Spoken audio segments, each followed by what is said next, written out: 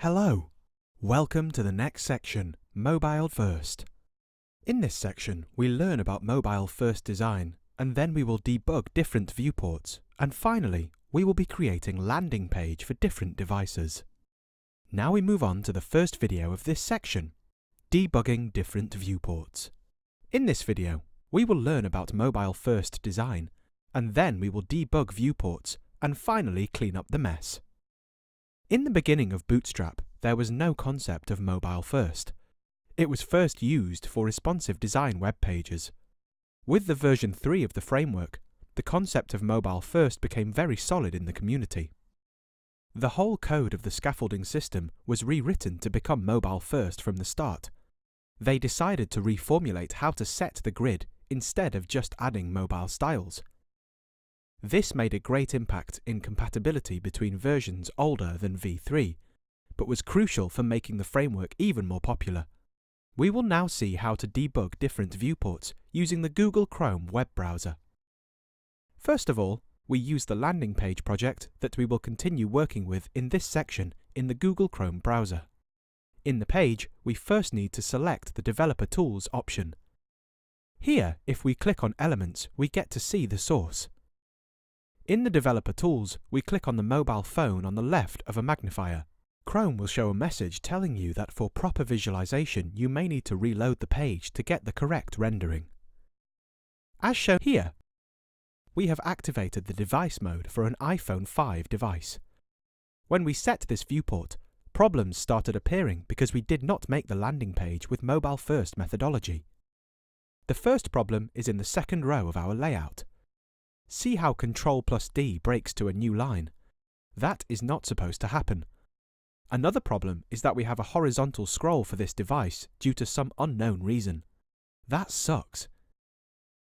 We will have more work then with the opposite direction that starts with the mobile page. Keep it as a lesson for not repeating the same mistake. Now, we can debug our website on different devices with different resolutions. You may see that the mouse cursor has changed to a grey circle. Also, the click actions have changed to tap actions. With that, you can fully test the website without the physical device. Let's first clean out the messy parts in the layout before playing some tricks with the mobile version. First, we will stop the line from breaking in the Ctrl+D text in the second row of our design. For fixing this issue, we will create our line of CSS code. Here, we have added a base.css file. Add the head tag to a custom CSS file. Remember to place it below the bootstrap.css import line. We now open the base.css file. In the base.css file, we create a helper class rule for no wrap and then add the style whitespace is equal to no wrap.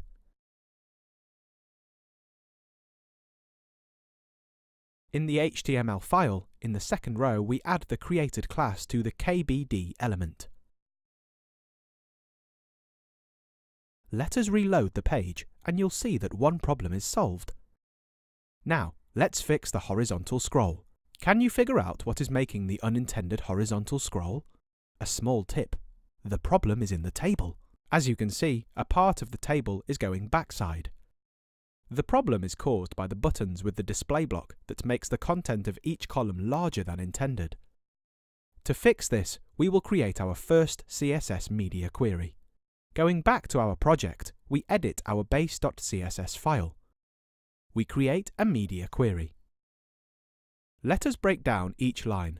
First, we see the current media query. The rule is that for max width of 48 EM, apply the rules.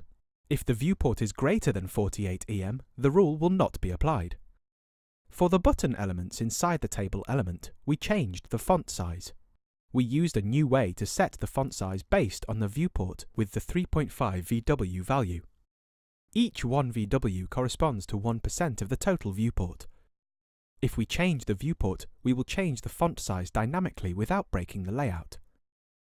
Since it is a new property, nowadays, just Chrome 20-34 and Safari 6 or higher have this rendering feature. For this reason, we added the other line with font size 0.75 rem as a fallback case. If the browser can't handle the viewport font size, it will already have decreased the font to 12px, which is a font that does not break the layout. We save this and run the file. As you can see, the button size has reduced, and also we have eliminated the horizontal scroll. That's all for now.